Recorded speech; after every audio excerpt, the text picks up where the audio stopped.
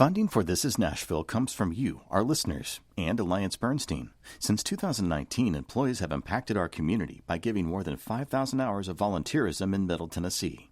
AllianceBernstein.com. Alliance Bernstein is not affiliated with National Public Radio. I'm Khalil A. Colonna, and this is Nashville. Dr. H. Richard Milner IV is a leading mind in childhood education. Take a look at his resume and you'll quickly learn that claim is not hyperbole. He's the Cornelius Vanderbilt Chair of Education in the Department of Teaching and Learning at Vanderbilt Peabody College of Education and Human Development. He also has appointments in Vanderbilt's Peabody's Department of Leadership, Policy, and Organizations, and the Department of Sociology at Vanderbilt's College of Arts and Science. Get this, he's an elected member of the National Academy of Education, and he's the president of the largest research organization in the world, the American Educational Research Association. Like I said, he's a leading mind in childhood education. He is the lead author of the 2018 bestseller, These Kids Are Out of Control, Why We Must Reimagine Classroom Management for Equity, where he stresses the importance of classroom management as a foundational pillar of any learning environment. So, how does the social context of the classroom impact students and their teachers? How can we reframe our ideas of discipline and punishment? And how hopeful or worried is he about the future of our education system? He's here to talk with us about it. I'd like to introduce Dr. H. Richard Milner IV to This Is Nashville. Rich, thanks for being here today. Khalil, I'm honored to be here. Thank you so much for the invitation. Pleasure to have you here with us. So you grew up outside of Atlanta in a small rural county. What was your life like growing up? I had a great life growing up. You know, I grew up in a community that cared about me. I had outstanding, teachers. I had, great friends, and my parents were, to me, the best folk in the world. Mm-hmm. I probably gave them, hard time from time to time, but they, instilled so much in me. In fact, I think they sacrificed everything for me. They sacrificed everything for you. Absolutely. Tell me a little more about that. Well, I mean, this notion that, we want our children to succeed and to, have the best of their possibilities, right? So, so I don't have a narrative. My narrative is not that I grew up in an impoverished community or that, or in a single family home, or my narrative is really around this notion that I had, great mentors. I had people who cared about me. There were, very high expectations for me, and I was a pretty good student. But I grew up in a household where my sister was, in the accelerated classes. She was, considered gifted, and I in fact struggled a bit. Never diagnosed, but I suspect I have some aspects of dyslexia. I struggled with reading for many years, but that certainly did not hinder my my belief or my parents' belief in my capacity to reach my goals. So you struggled in school a little bit. Did you enjoy going to school despite the struggles? I think that's a great question. Some of your colleagues now are talking about this notion of joy, right? Mm-hmm. And what it means to do and be involved in school. And I think when I was going to school, most of the excitement I found was not as much in terms of what happened in the classroom as much as it was the sort of sociology or the socialization of my friendships, mm-hmm. right? So it wasn't that I was waking up every morning like, yeah, let's go learn, algebra or, let's engage in these, whatever the we were covering in science. But you're ready to see what's going on in the lunchroom, right? Well, to hang out with my folks. So that was, part of what was so integral. But I will say one thing about, I had a high school senior English teacher, and her name is Natalie Ford Doby. Mm-hmm. And Miss Doby was just she just epitomized to me what it means to teach. She told me when I was a senior in high school, she said, Rich, I read your manuscripts, your essays last because they're just so thoughtful. They're just always, and I suspect she probably told many of us that, right? Yeah. But to me, Khalil, it was like, oh wow, there's something really special about me and my work, and especially growing up in a household where my sister was very much academically talented, and so my point in sharing that is, guess what I do now better than anything else? I consider myself a writer. All right. It's what brings, when I think about joy and I think about what I do and what I contribute to the fabric of this thing we call life. It is really around writing. How do you use your writing in your work to get across the ideas that you're conveying? I think that's a really great question. The idea here, one of the areas in my work that I'm sort of most known for is this framework around researcher positionality.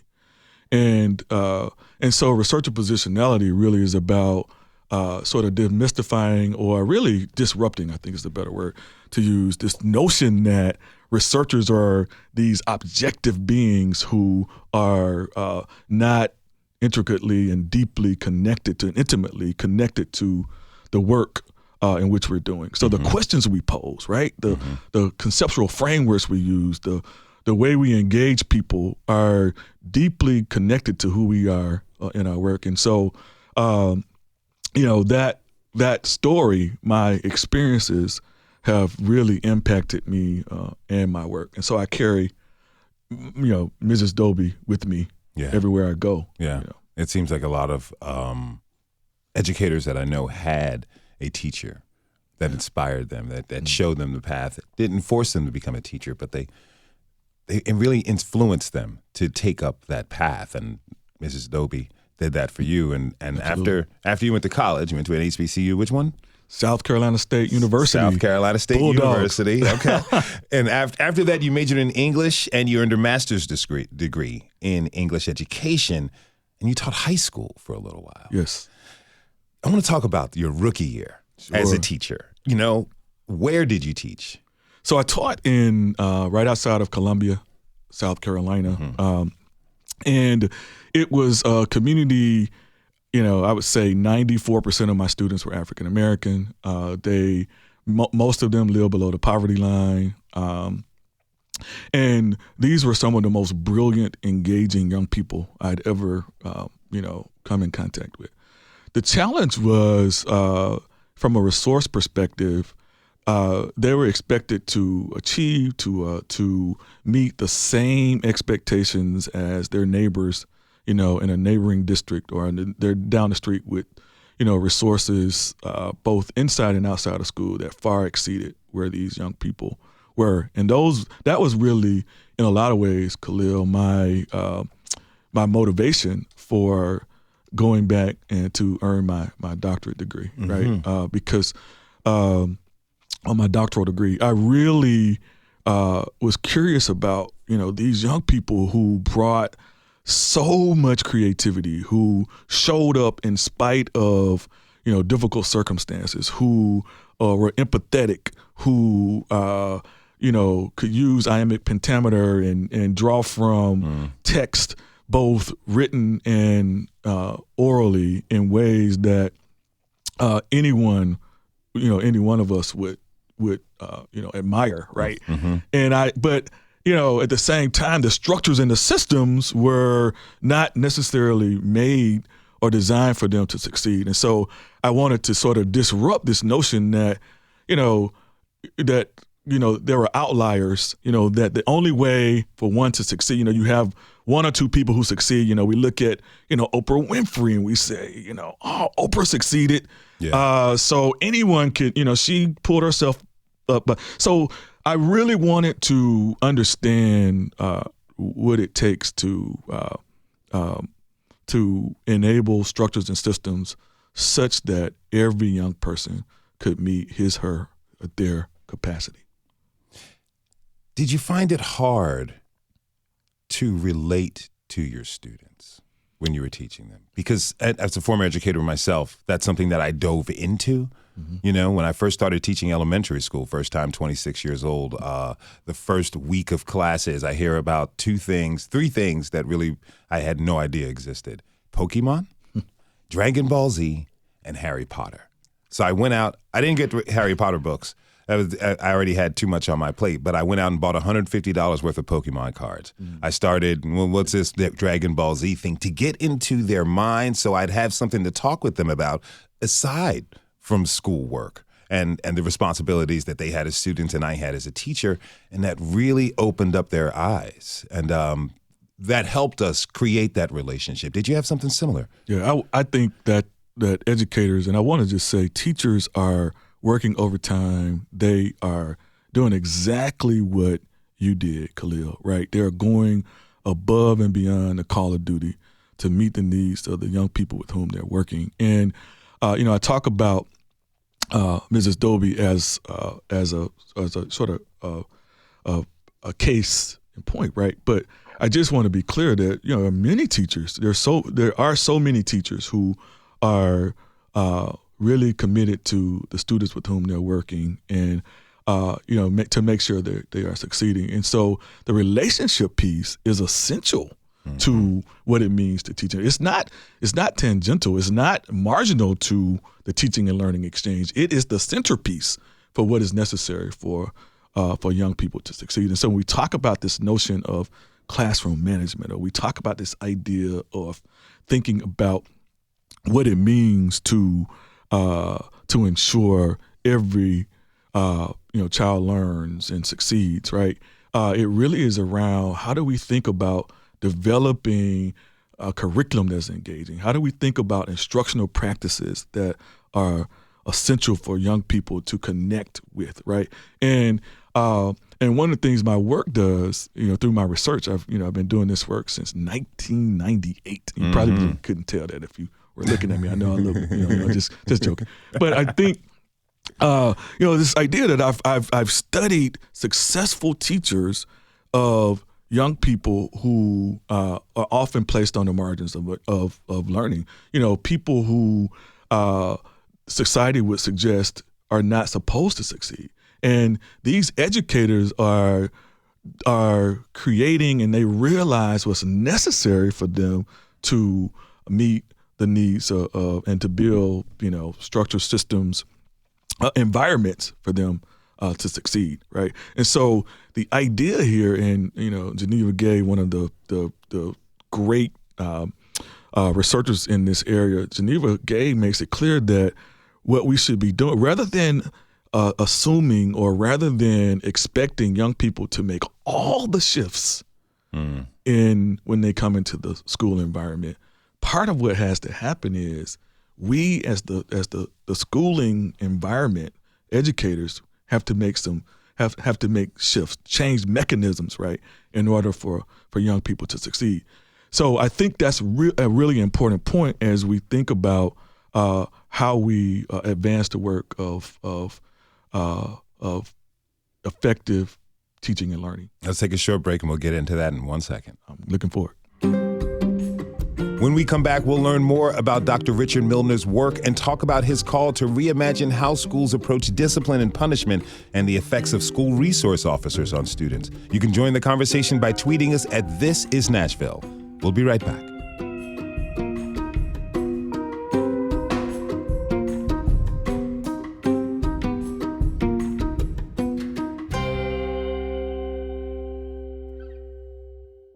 Funding for This Is Nashville comes from you, our listeners, and Music City Prep Clinic, Nashville-based provider for PrEP, and offering comprehensive sexual health services in an environment designed to be safe, professional, and shame-free.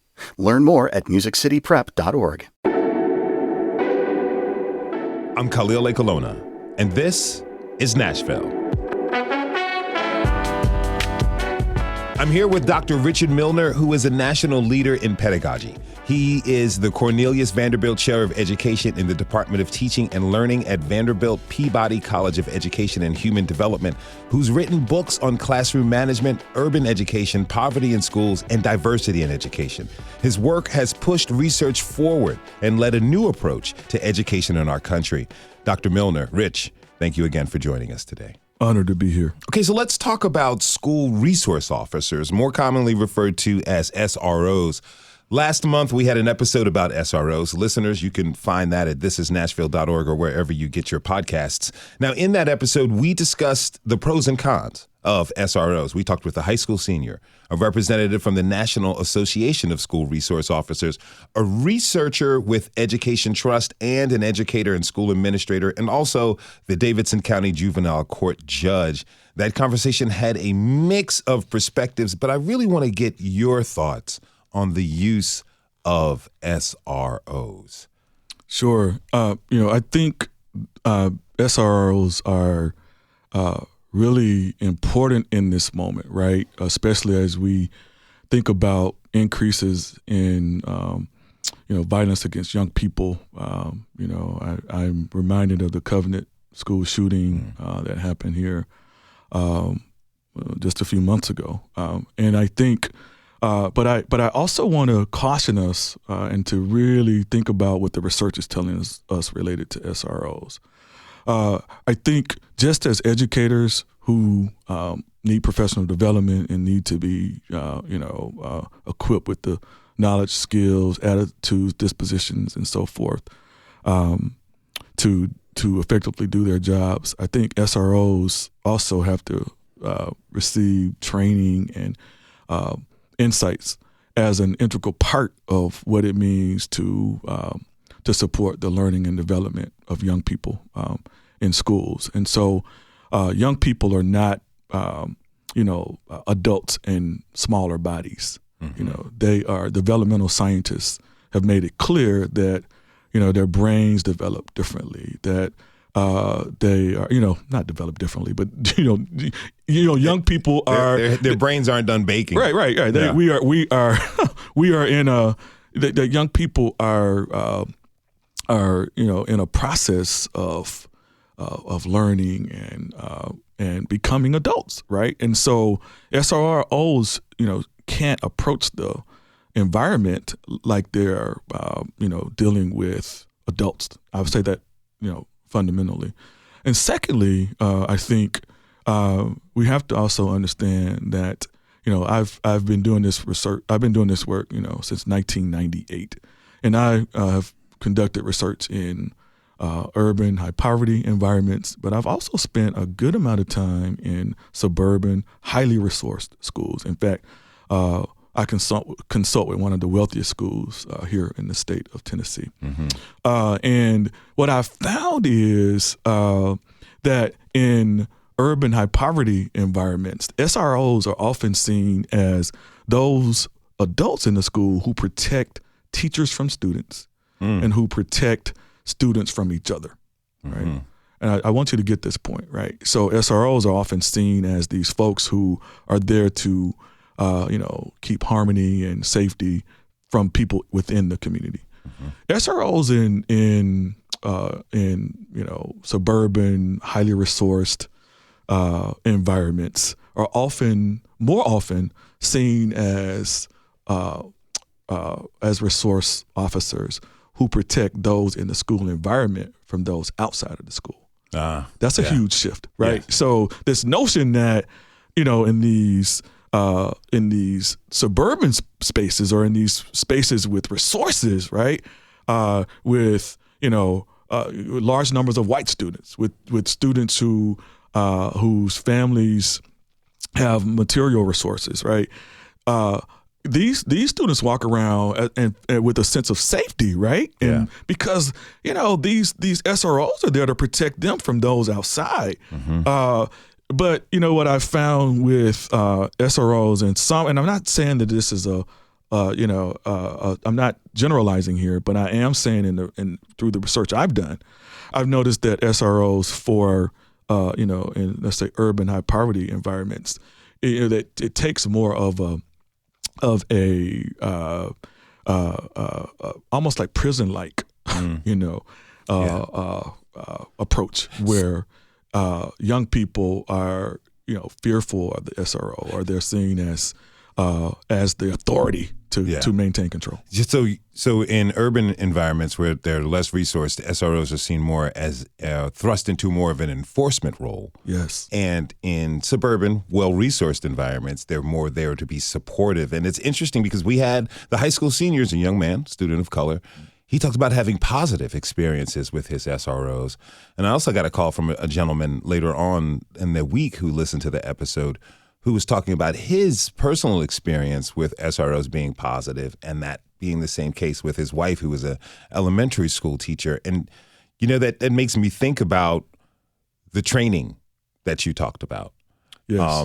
Because the young man, the high school senior, obviously had this person. He said that they help him tie his ties. And I think I put that on the individual SROs themselves more so than the system that they're trained in. So, earlier this year, the Tennessee State Legislature passed a law that would allow for one SRO in all state public schools. What are your thoughts about that law? Absolutely. So I think what's really important to remember is, I know some SROs who, they'll go pick up basketball with young people. They engage and they become a part of the fabric of the place, related to what it means to create and co-create an environment of care, of empathy, right? So, to be clear, I'm not suggesting that SROs are not that all SROs are seen as the enforcer, right? Mm-hmm. But I do think that there is a systematic approach that needs to take place in order to help SROs develop the skill set to make the shift from what it means to be a police officer in the community versus what it means to be a resource officer in a school, mm-hmm. right?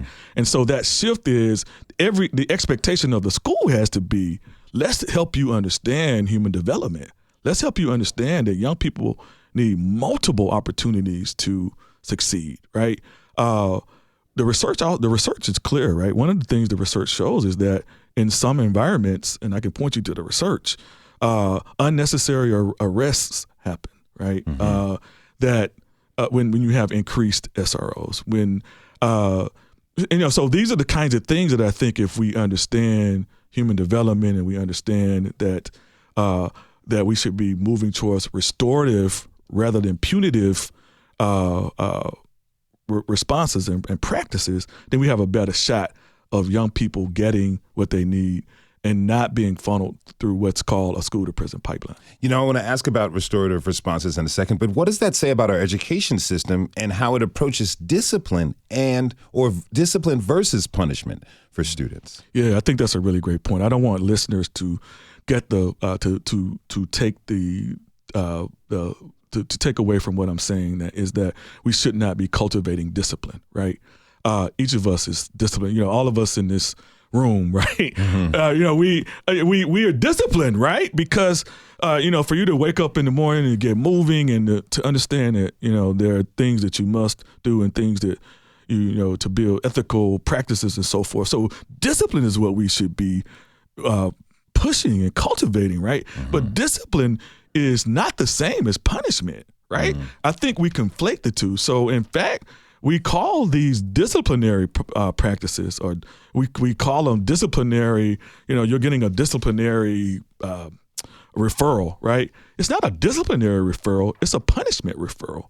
And so what we find is the punishments are not matching, and they're not actually, in fact, doing what we hope they might do, right? Mm-hmm. So in other words, I was in a school a few months ago, and we were talking about, and they have these proportionally just like an overwhelming number of young people who are being referred to the office by the teacher, and subsequently suspended, expelled, in school, well, not expelled as much, but in school suspension or outside of school suspension. And we can talk about what it means. I mean, I want to get into depth about what happens when you. We're going to talk about that later on. Okay. But so I asked. So when I looked at the data, I asked for the data, and the data showed that the majority of the office referrals were for students who were skipping school, right? And the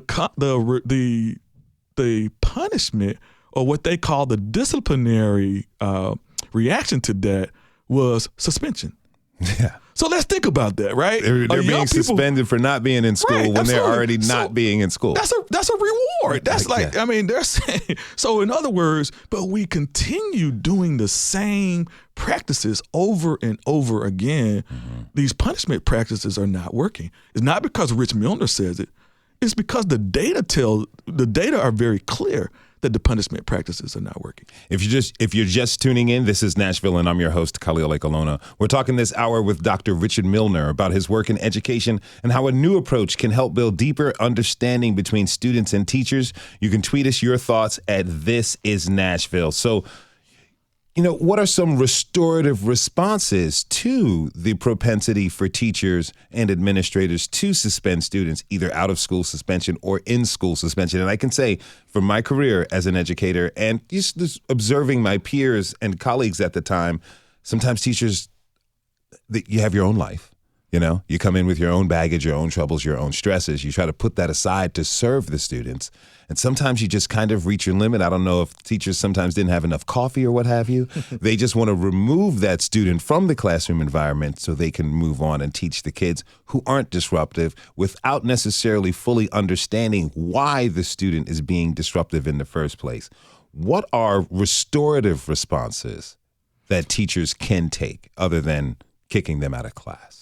Yeah, I think that's a really, really great question. And I just want to reiterate the point that most of the teachers with whom I'm working have, whom I've interviewed, have great intentions, and they are doing excellent work with our young people. So I just want to just underscore that point. But in order for so what we see is that some teachers go into their classroom, they shut their door, and great things happen, right? They are restorative. They build these tools, mechanisms, and ethos where our young people thrive, right, and where they are able to succeed. But a restorative approach then says that the entire school building needs to be committed to saying we're going to repair harm. The baseline of what restorative discipline is around harm, or is around thinking about how do we get to, or how do we address when harm has occurred. And Khalil, sometimes, my friend, the harm is on the educator's side. Mm-hmm.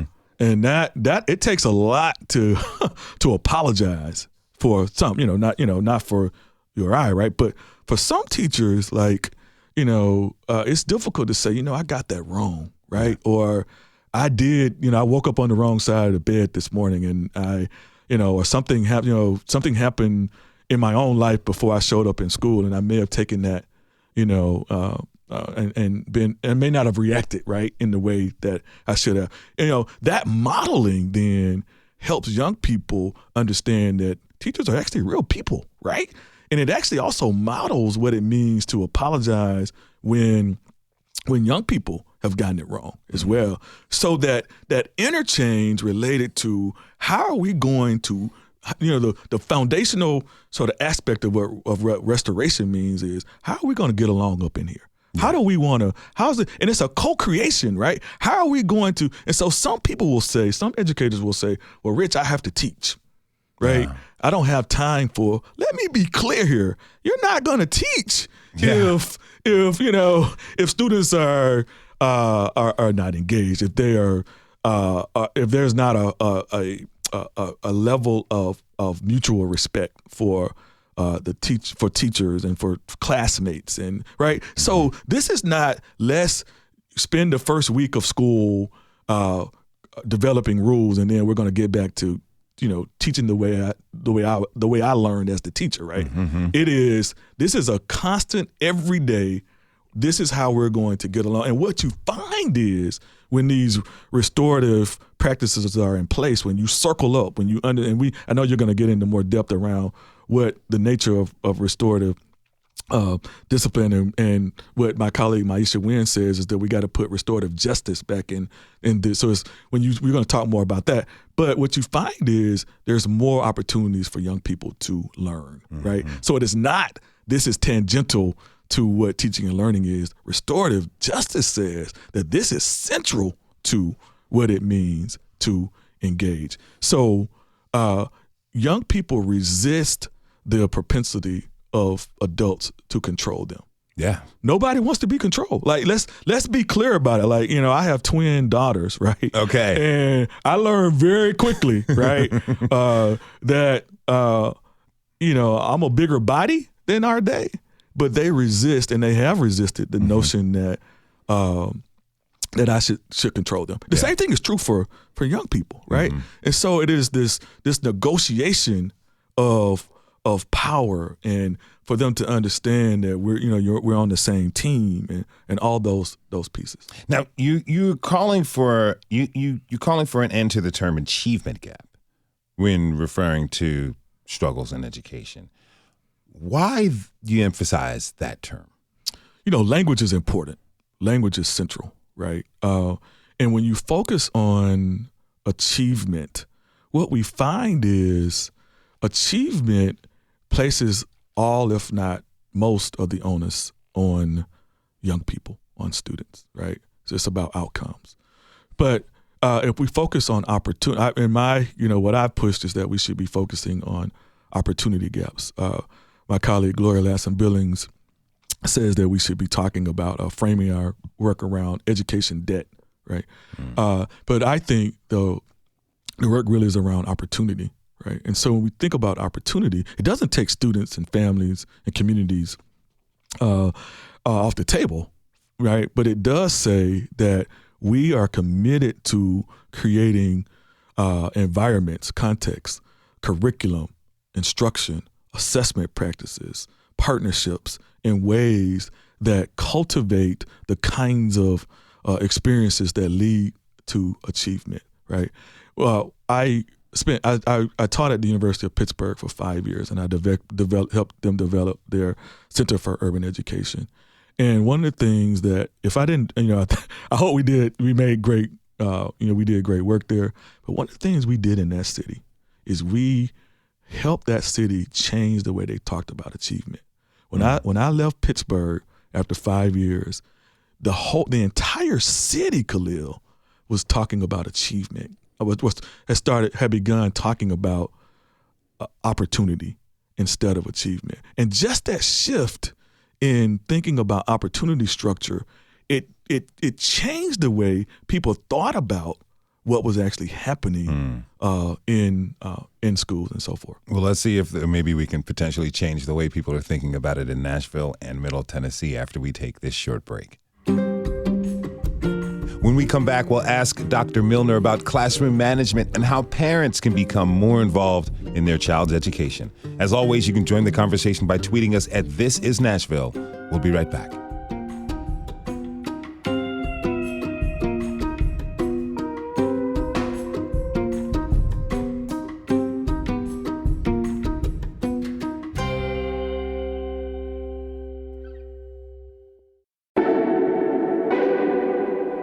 I'm Khalil Ekolona, and this is Nashville. My guest today is Dr. Richard Milner. He's the chair of the Education Department at Vanderbilt and a respected leader in the field of education. The author and fellow of countless scholarship endeavors and is a champion of reimagining how discipline is approached in schools and is an advocate for creating opportunities for all students. Dr. Milner, thanks again for being with us. Thank you. Now, we're talking about restorative practices and restorative justice in schools. How is that done? Before the break, you were telling us about how the city of Pittsburgh, where you were teaching at for a few years, changed their dialogue around achievement and opportunity. How does restorative justice within schools play a role in that? Yeah, I think what's really important is that schools really engage their data, right? We should be data driven in the decisions we make. And so when you look at your data and you see high proportions of young people being referred to the office first, because it starts in the classroom, and suspended, expelled. What we know is that when young people are not in the classroom, they're not receiving the kinds of instructional practices that's necessary for them to succeed, right? So, the educational psychologists, they call it time on task, right? So, and you think about the number of hours young people miss when they aren't in the classroom. So I think the fundamental push to building a school community where restoration becomes essential is looking at your data. If you believe that what you're doing now is working for the majority or all your students, then, hey, keep doing it, right? Mm-hmm. But if you look at your data and you see that the achievement scores are not where they should be, or that, punishment practices are intensified, or that young people, then this is an approach to say, maybe we need to do some things differently, right? Mm-hmm. And so it takes it takes leaders. I've just written a book for school leaders, right? And the book is really designed on, when I think about all the things I've learned from young people, families, teachers, school counselors, social workers, just implications for what leaders should and must do, right? And what I found is when leaders decide that this is the kind of place that we want to create and co-create with the with the students with whom we're working, teachers then will understand that their practices need to change. Referrals start in the classroom. Yeah. Right? So I think fundamentally understanding what restorative justice is, looking at aspects and dimensions of what restorative justice, how it's implemented, are essential. But rather than thinking about determined practices, restorative discipline and restorative discipline and restorative justice is a mindset shift. Mm. So it's a way of thinking about the young people with whom it's a way of thinking about discipline. It's a way of thinking about punishment, right? Rather than thinking only about if I do X, Y, or Z, then Z is going to happen. We're dealing with human beings. Okay, I want to talk to you a little bit about that more. And, in your latest book, The Race Card, Leading the Fight for Truth in American Schools, I want to ask about the teachers themselves, because you just said that, the referrals start in the classroom. How can people who are currently working as teachers, or those who aspire to become one, how can they ask themselves tough questions about their biases? Because one thing that I recognized is, I think, did my students learn everything they possibly could while they were in my classroom? No, definitely not, due to the nature of the school of where I was teaching. But did they learn more about themselves? Yes. And I think that was partially because I remember what it's like to be 16. I remember what it's like to be 14 or 13 or 17. Some teachers can't do that anymore. What do teachers need to ask themselves, the tough questions to ask themselves, so they can relate to their students more, but they can also process through whatever biases they hold? Yeah, I think the point you make here is so important. The reflective work really should be tied to and connected to the data, right? So if I can't be honest with myself about, when I taught, there were moments when I thought, oh, I missed it. Did anything, did we accomplish anything today, right? Yeah. There were moments, right? So I'm not suggesting that I was the ideal, teacher. I did the very best I could, I promise. But I can say for sure that when you look at your data and your data tell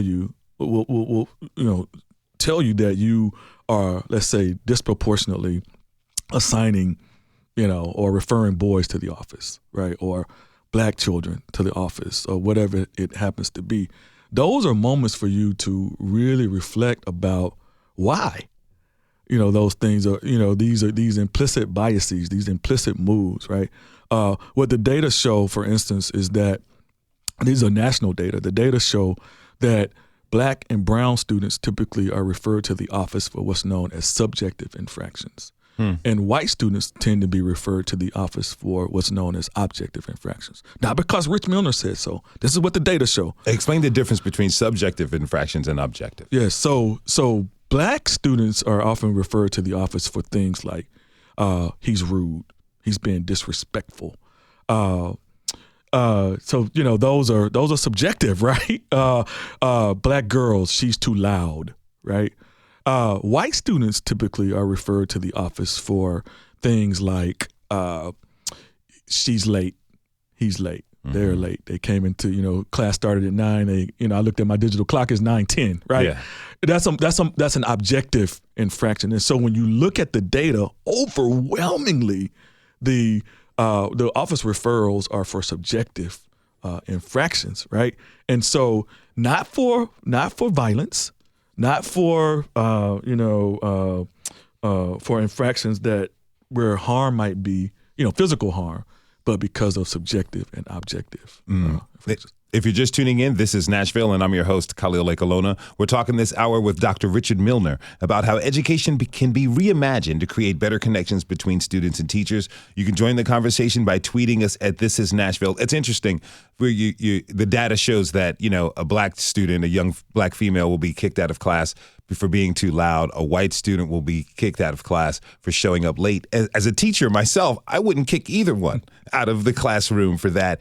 And that comes to classroom management.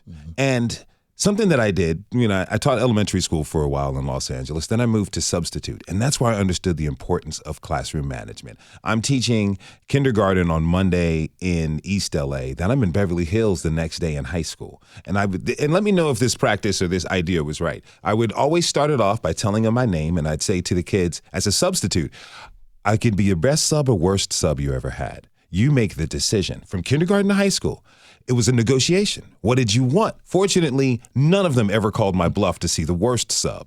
And therefore, we got along and we got about 75% of the work done. But when I got back into my own classroom full time, I understood that as a teacher, it's more than just going up there and giving them the lesson, facts and figures, dates, history, and numbers and calculations.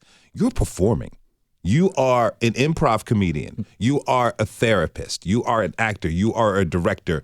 You are really getting them bought into your system where they can learn. And there's a quote from your book. You say, quote, understanding classroom management in context must be coupled with clear links of issues of justice, equity, inclusion, and diversity, end quote.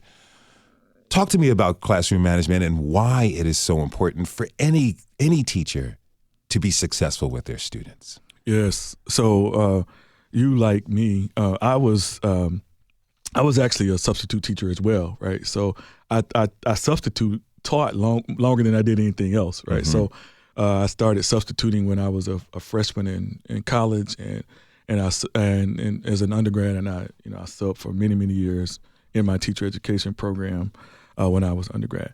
So I think this idea of most of us on this call, most of us listening here would probably support a framework of equality, right? This notion that we should treat all people the same, right? But I want to sort of disrupt that a bit. When we think about this idea of classroom management, it really is about moving to a space of equity, right? Which means that I'm not going to be able to treat Khalil and respond to Khalil's experiences or Khalil's behavior in the exact same way as I respond to Rich's, right? Because I understand a history of Khalil, right? I understand that Khalil's capacity to engage increased by 30%, today, and Rich's increased by 50%, right? So this one size fit all approach to how we engage is deeply problematic, and I think it frames and it shapes a lot of the decisions that educators make. There's my good colleague Tyrone Howard shared this example with me. He was talking about being at a sporting event and how it was halftime and it's time, folks go to the restroom and how the women's restroom, the lines are, across, wrapped around, outside, all the way down the hall. And, the men were going into the restroom, in and out of the restroom quickly, right? And, an equality framework would say that there should be an equal number of restrooms available, right? But an equitable framework would say we need more women's rooms, yeah. Right? So the idea here, I don't know if that's the best example to give. My wife is probably gonna get on to me about getting there, but the point here really is that's what classroom management has to be, and it's a struggle, right? If schools are not following a restorative framework, because then the students so one of your callers might ask, like, well, what does it mean then, Rich, right? When if the students observe my response to a classmate differently, then students don't have those responses when they understand that this is how we do things in here. This is you have to understand deeply that I'm not going to mistreat you because I care about you. I know what you have the ability and the capacity to do. I want to ask one last question, and we're out of time, unfortunately, but I do want to ask this question of parents. Yes. I'm looking at the so-called culture wars that are happening, parents in schools and school boards. And as an educator, I recognize this. A lot of parents send their kids to school. You handle them for 6 to 7 hours. You come back and their hands are almost wiped of it. They want to check maybe for school projects and report cards, and that's about it. How much can parents really be involved in their child's education to become partners with the community, the school, and their child to ensure a quality education? Yeah, I think that's a really great point. Parents care about their children, right? I don't use definitive language often, right? I'm a scientist. I really try to qualify and substantiate what I say. But even if that care looks differently, it may not look like Khalil's care, right? But I have never met a parent who doesn't care about his or their child, right? So I just want to put that out there. It may not look like your care, but it is certainly. I have twin daughters, right? And one of them, if I were to give them both a worksheet with 20 math problems, not suggesting that you do that, but if I were to give them a math worksheet, one of them will do 26 math problems, Khalil. She'll say, Dad, I made up some problems here, all right. The other one is going to do 6, right? These are identical twin girls, right? And the one who does 6 is going to say, I figured this math thing out, right? Number 5 is like number 8. Number 1 is like number 4. Number 7 is like number 2 or whatever, right? She doesn't comply, right? She doesn't comply in the same way as 26 does. 26 is a pleaser, right? Yeah. And 6 wants to, engage in a different way. I know we got to conclude here, but this is getting to your point around engagement. I was in New England doing a talk, and I got an email from one of the teachers saying that 6 was upset by how the kickball team was being constructed. Okay. Right? So when I got, that's a big deal. That's a big deal to a young person, right? So when I got home, I went upstairs and 6 was getting ready for bed. I said, 6, I know you were being disrespectful, because she said, but Dad, they were putting all the best players on the other team. And I said, it doesn't matter. I don't want you, you should not. You don't disrespect your teacher. She said, but Dad, you told me if I found something to be unfair, I should speak out about it. That was one of those moments. Here's the takeaway. 6 wants to be educated. 26 is fine with being schooled. There's a difference between being schooled and being educated. What's my point here? My point here is restorative discipline, restorative justice is about the education of young people. Punishment practices is what we've done throughout the history, right? Which is what we've done and what we know to be the kinds of practices that we should employ. That's about schooling. Dr. Richard Milner is the Cornelius Vanderbilt Chair of Education in the Department of Teaching and Learning at Vanderbilt Peabody College of Education and Human Development. He's also the lead author of the 2018 bestseller, These Kids Are Out of Control, Why We Must Reimagine Classroom Management for Equity. Dr. Milner, Rich, thank you so much. A really an honor and pleasure to speak with you. Thank you for being here. Thank you. And thanks to you for tuning in this hour. This is Nashville is a production of WPLN News and Nashville Public Radio. Today's episode was produced and directed by Magnolia McKay. Laura Boach is our technical director. The masterminds behind our theme music are Larange and Namir Blade. And special thanks to Laura Fitz. You can listen back at thisisnashville.org or wherever you get your podcasts. And the conversation doesn't end here. Tweet us at This Is Nashville. Find us on Instagram and tell us what you want from our show by filling out our quick survey online. This is Nashville. I'm Khalil Ekalona. We'll see you tomorrow, everybody. And be good to each other.